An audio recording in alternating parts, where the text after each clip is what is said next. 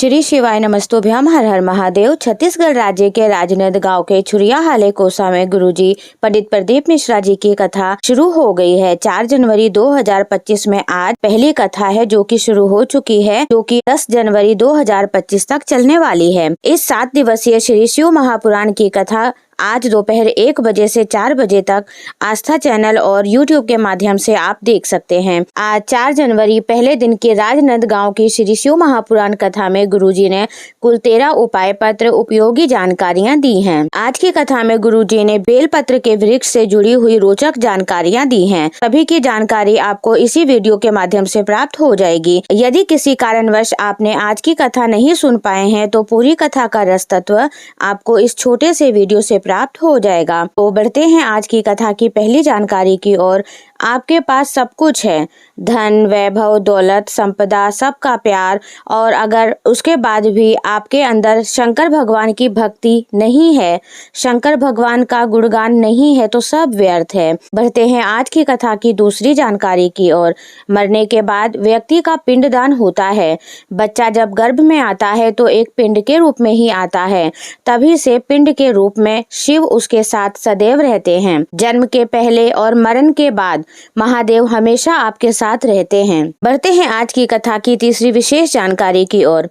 राखी जी पत्र लेकर आई। मेरी शादी 2020 में हुई। कुछ दिन पेट में दर्द रहा। जब जांच करवाई पता चला कि पेट में गठान हो गई है। इस कारण से बच्चा नहीं हो सकता है और बच्चेदानी निकलवानी पड़ेगी। आपके बताए अनुसार पशुपतिनाथ का व्रत किया, शिवलिंग पर जल चढ़ाना शुरू किया, सफेद आंकड़े की जड़ का प्रयोग किया और सीहोर गई। सीहोर से आने के बाद मैं गर्भवती हो गई और उसके बाद डॉक्टर ने कहा गर्भ में जो बच्चा है वह ठीक नहीं है।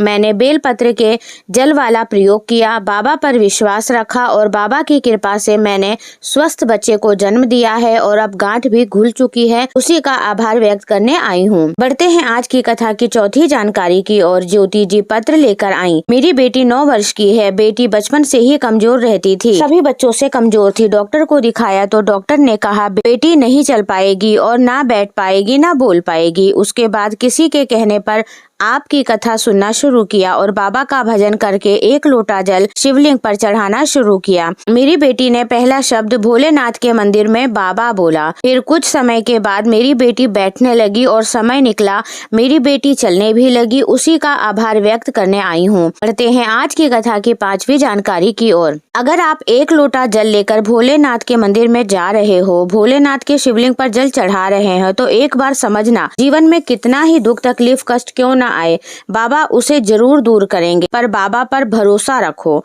बढ़ते हैं आज की कथा की 6वीं जानकारी की ओर। नवासा जी पत्र लेकर आई। संतान सुख नहीं था। 11 साल हो गए थे शादी को और कोई फर्क नहीं पड़ा। जब पहली बार कथा सुनी तब उसमें आपको नहीं जानते थे, पर कथा के बाद जल चढ़ाना शुरू किया, जल का आचमन करना शुरू किया और बालोद की कथा पंडाल में बैठकर कथा सुनी। सफेद आंकड़े की जड़ का प्रयोग भी किया और कथा पंडाल में बैठकर कामना करी कि बाबा 3 बार सफेद आंकड़े की जड़ का प्रयोग किया है, 3 बार पशुपतिनाथ का व्रत किया है और बाबा की कृपा से मुझे पुत्र रत्न की प्राप्ति हुई। उसी का आभार व्यक्त करने आई हूँ। बढ़ते हैं आज की कथा की 7वीं जानकारी की ओर।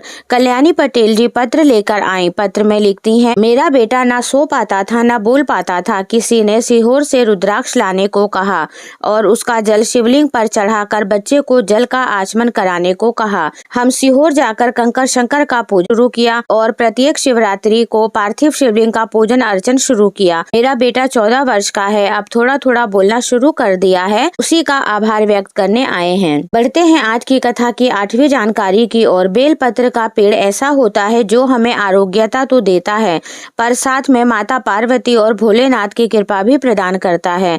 गुरुजी ने कहा बेलपत्र का फल ऐसा होता है, अगर पेड़ में लगा हुआ है तो कभी भी खराब नहीं होता, वह पेड़ में लगे लगे ही पक जाता है। बढ़ते हैं आज की कथा की 9वीं जानकारी की ओर। जीवन में बहुत दुख तकलीफ चल रहा हो तो बेलपत्र के पेड़ के नीचे 5 या 8 मिनट बैठकर कोई ओम नमः शिवाय या श्री शिवाय नमस्तुभ्यम मंत्र जाप शुरू कर दे तो उसमें इतना बल उत्पन्न हो जाता है कि उसे किसी भी प्रकार के रोग से लड़ने की क्षमता उत्पन्न हो जाती है। गुरुजी ने रोग मुक्ति के लिए ये आज की कथा में ही उपाय बताया है जिसे आप रोग मुक्ति के लिए कर सकते हैं। बढ़ते हैं आज की कथा की 10वीं जानकारी की ओर। गुरुजी ने कहा, कुबेरेश्वर धाम में तुमरुका जी की मूर्ति और बेल वाटिका बनाई जा रही है जहाँ पर बैठकर हमने पूजन भी किया है। अगर आप उस स्थान पर बैठकर श्री शिवाय नमस्तुभ्यम मंत्र का जाप करोगे तो आपको भी लाभ अवश्य ही प्राप्त होगा। अभी सीहोर कुबेरेश्वर धाम में बेल वाटिका बनने में कम से कम 6 से 8 महीने लगने वाले हैं। बढ़ते हैं आज की कथा की 11वीं विशेष जानकारी की ओर। आज की जो कथा का समय था वह दोपहर 1 बजे से 4 बजे तक का था, लेकिन कल से जो कथा टीवी पर आप लोग देखेंगे उसका समय दोपहर 2 बजे से शाम 5 बजे तक रहेगा।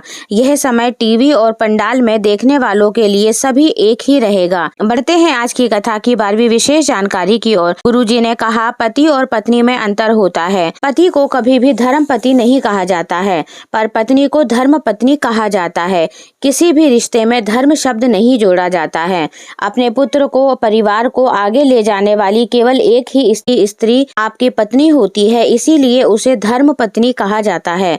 जो अपने परिवार को ही नहीं देखना चाहती वह धर्म पत्नी होती है।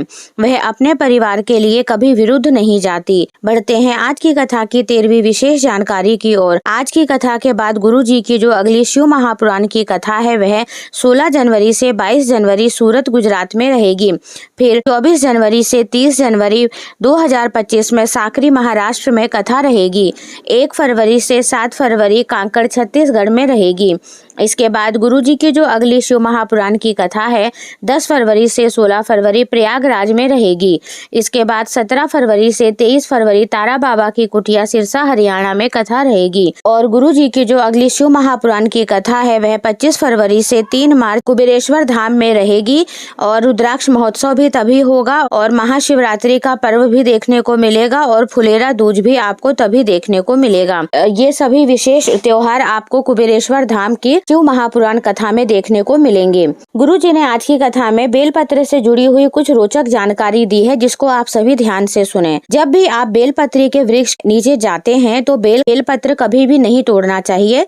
कुछ विशेष तिथियां होती हैं जिसमें बेलपत्र तोड़ना वर्जित होता है, जैसे कि सोमवार, प्रदोष का दिन, शिवरात्रि। और इन विशेष तिथियों पर आपको अष्टमी का, एकादशी का, चतुर्दशी, पूर्णमासी, अमावस्या भी इसी में शामिल है। इन विशेष तिथियों पर गलती से भी बेलपत्र नहीं तोड़ना चाहिए।